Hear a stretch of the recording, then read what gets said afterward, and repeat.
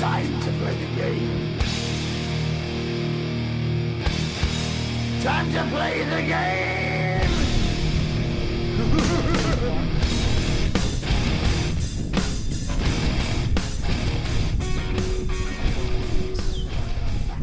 Aaron? Yeah, we're going to have the 5-man start box on this side with the tent over here in case of the rain, of course, just to try and keep markers and paint somewhat dry. Because it's calling for rain, of course, as a typical Bushball series does sort of call for rain.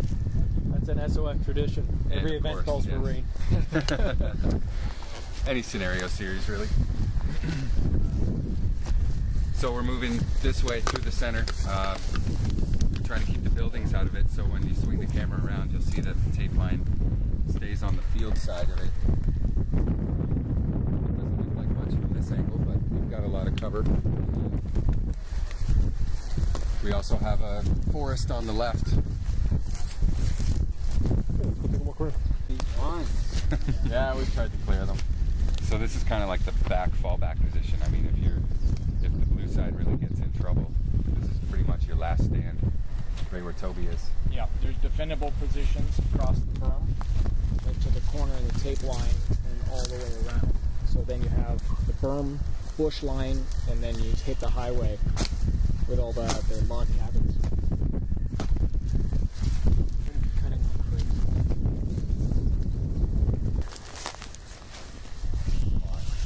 Okay, this position right here is the blue side 25. So we're moving up on the 50 in the field, right on the left center.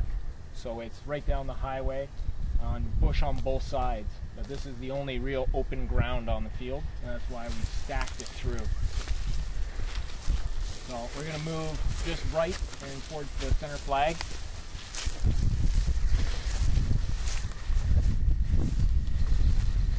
How big of a play area do you think you have? I measured it online and it's about 385 meters long by 100 meters wide. Wow.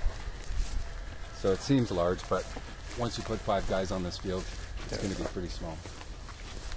Okay, so just moving up on the 50 position, or where the flag station is going to be. And then that's when it starts getting thicker into the rambles, but there's still bunkers on every side of the flag. We're going to put a Velcro piece on it so it'll be a tear off. You want to go outside tape? Down the outside tape line? Sure. Okay.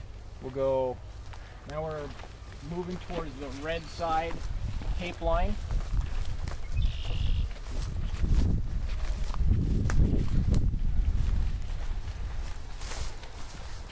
Wow, this field goes back and forth.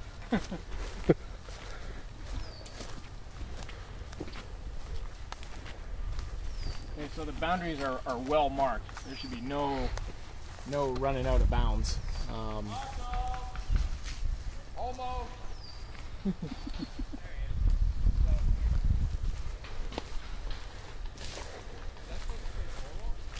So this is the outside tape line on the red side of the field now.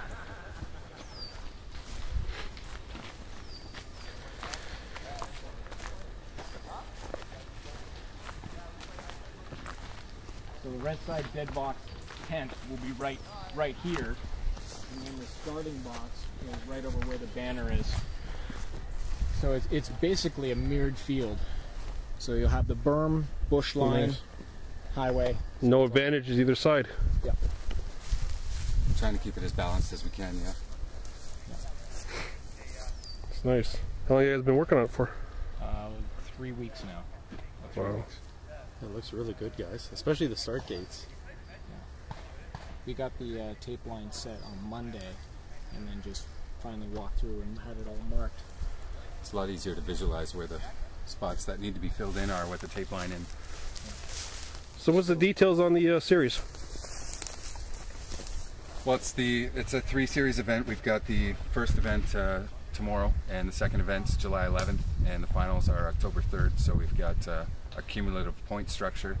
So teams that compete in the whole series will accumulate points based on the first 2 events to position themselves for the final event.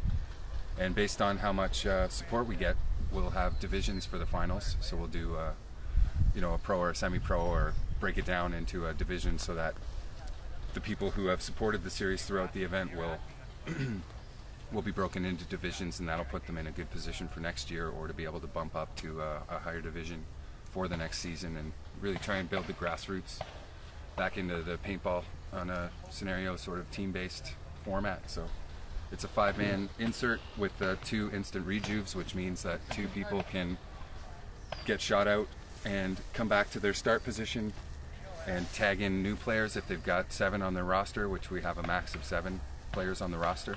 So they can tag players that are ready to go back in and play right away, or else they come back to the start position, get checked by a ref, wiped down, and then they're back on the field. It's a 10-minute game, so it's going to be a pretty intense battle, and we're hoping to get a lot of really aggressive battles on camera. And we've got some media support from the Cat Shack reports, and as well we're going to have our own media people here shooting with some helmet cams and still cameras. Nice. So we should get a good showing for SOF on the forums and from an advertising point of view for the series. How many teams do you have coming out? We're expecting 10, but we could get upwards of 15. Nice. We're hoping, we planned for 15, but I don't think we can handle much more than that in one day. Yeah. So we'll see how tomorrow goes, and that'll dictate basically the rest of the season. All right, excellent, guys.